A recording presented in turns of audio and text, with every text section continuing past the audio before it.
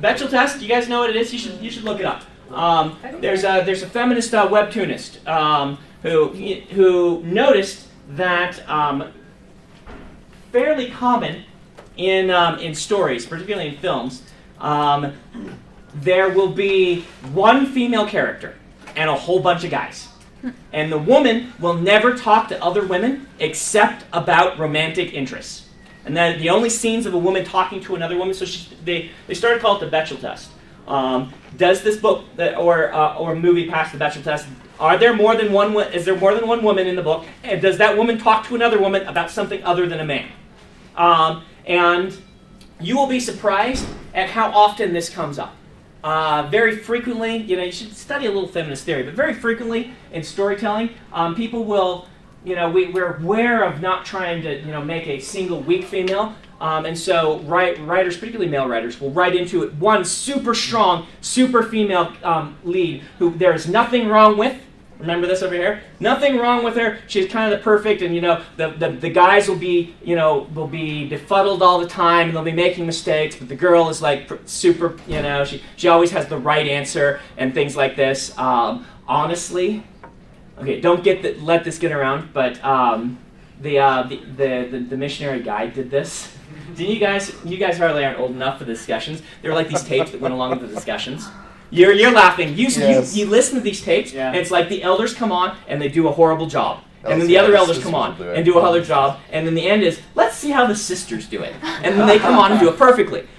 Which is actually overreacting to PC-ness. You see this actually with minority characters too. Watch how often nowadays in a video game or movie, there will be one black character and they will be super awesome. They will be like the most awesome person around, but they aren't allowed to be the main character. They're either like the general, or they're like they're whatever. They're God in the Bruce Almighty movies. They are this awesome minority character. Maybe they're the magical Negro. You can read about that one.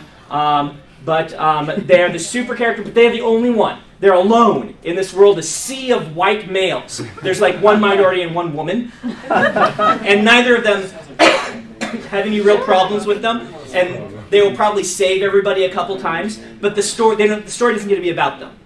This is kind of the modern level of how kind of we're acting against, we're being PC, we're making sure we're including minorities, but they don't ever get to be the leads.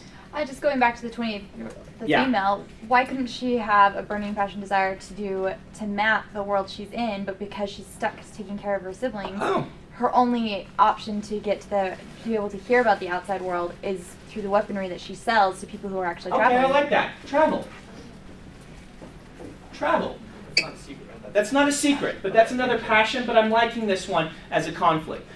She can actually make this a secret if you want to. She's not telling her family that she feels really tied down by them. He travels and enters beauty contests. No, but nice try. No, she secretly has a desire to travel. I'm keeping this one a little bit more normal because the others are getting a little weird. This is a really cool one. This is a really good start to a character. Okay? So, yeah. I would say maybe she made someone else pitched something similar. Maybe she made a weapon for a war that changed the tide of the war, and she doesn't like the way that that weapon changed the tide of the war. Yeah. Or she's gotten the opportunity now to go and visit one of these battles, and she sees what she's been doing. She's like, Tony Stark, holy cow, so I'm going to build an Iron Man. I don't know. All right, let's go on to this one over here. You got one more thing. Let's go. I just have a question. Yeah. When you create characters, do you map them out like this to kind of I often will to add flavor. I will start asking myself kind of harder questions about this. I'll go deeper than this. We don't have time for a lot of this. I'll tell you some of the other questions we're going to ask. In fact, maybe we'll do this guy's secret passion, and then I'll do like one different question for each person. So, what's a 6-year-old's secret? I don't think a 6-year-old can have a lot of secrets. Let's not do the 6-year-old having a deep, dark secret. Not everybody needs one. What's that? I liked what they said before, making him so he can read people's minds. Something no one knows. All right, makes really clairvoyant. Cool. All right. Okay. So where would I go deeper in this? How I would start to go deeper is I would start to build other characters into their lives that creates friction with them. Or I would start to look at setting elements that would create friction with them. I would start trying to add depth to them by, like the girl croquet player. I'm like, all right, do we have political leanings? What kind of personality type we're gonna look for? You're gonna use the color test.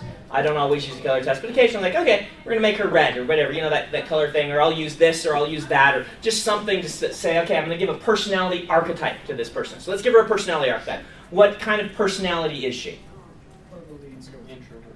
What's that? Introvert, okay. What kind of introvert? There's lots of different types.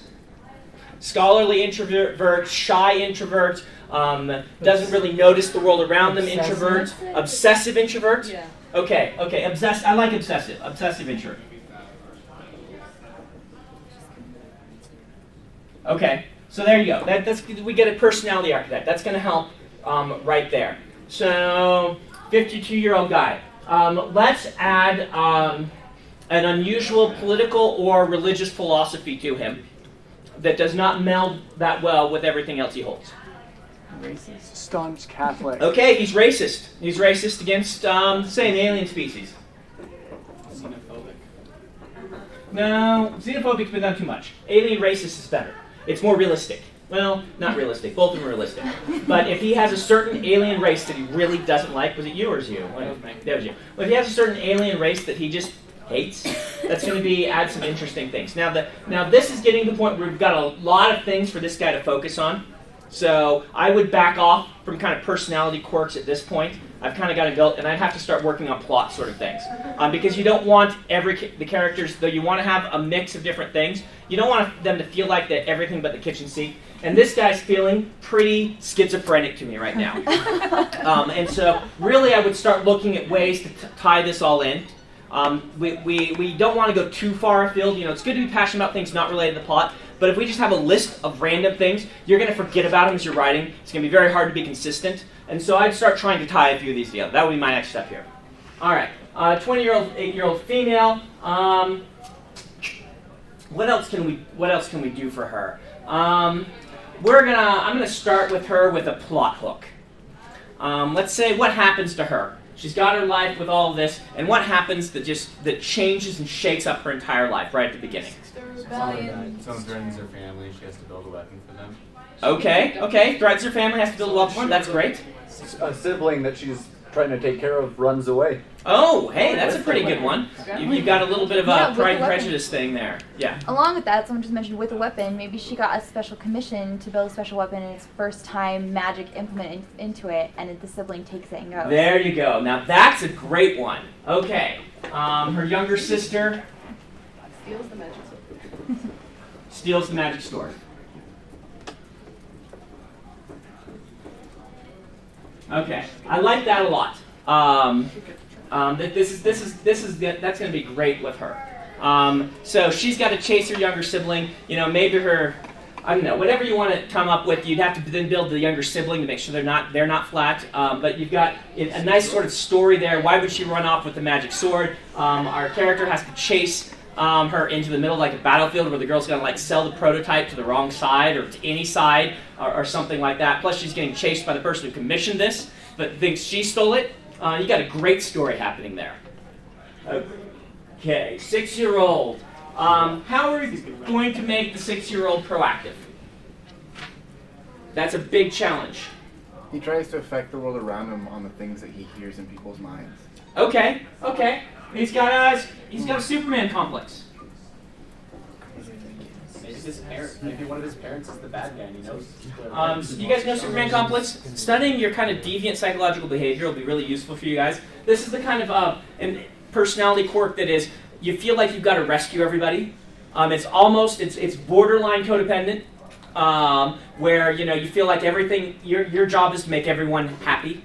And if you aren't, you don't focus on yourself, you focus on everyone to the extreme. That could be a really interesting thing to try and work through with a 6-year-old who's got this amazing power and feels like you should be able to fix everything. That could be a good story. Your next step, and we have to end, but so we won't actually do this, but your next step would be, if you really wanted to, go do this sort of thing with your friends, or just take these characters, and the way to practice is have each of these characters kind of walk through the same scene. and have them notice different things. Have them describe it in different ways. You know, the female, our necromancers, like, you know, where are the ley lines in this city that I first come to? Can I feel the power? You know, are there any powerful necromancy? They'll notice, like, you know, the Gothic architecture and say, wow, that's a warding against this sort of thing.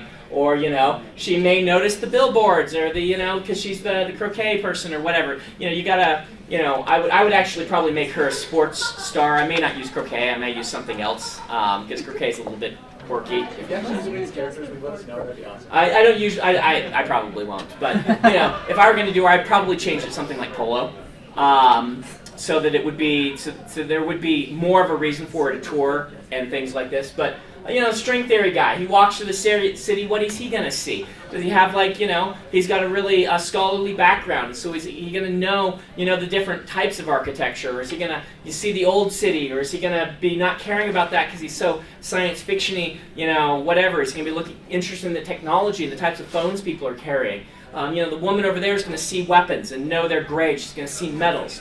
Whereas you know, the kid is going to be like, you know, everything. See, he's gonna be like, red, I want the red teddy bear, and that person, you know, he's fascinated by colors or something. I don't know. You know, your goal is to build these characters and then try and describe the world in a way that is unique to them, and have them all go through the same scene, and have, without info dumps, show us all this stuff about them without ever telling us in a single line their passions by what they notice in the world. Never say, she was a necromancer. Have her say, that's a ward against necromancy. I won't be able to enter that building. Suddenly we know she's a necromancer, and that's a much better hook. You know, you could start this book by saying, you know, Jill stood outside the building, confronted by an ancient necromancy ward, realizing she wasn't going to be able to go with the rest of her school group into the state capitol because someone had warded it against the necromancers. You start your sentence like that. Can you imagine, you know, a nice YA book starting like that? There's a great hook line for you that tells us, you know, we've got a 17-year-old necromancer on a school field trip, unable to enter the state capitol. So she's like, I'm going to have to, like, fake a heart attack or something. I don't know. You know, do this with everybody and see if you can get across, you know, mastery of string theory. If you can get across, you know, love of siblings and family without actually having a say. She loved her family deeply. Okay?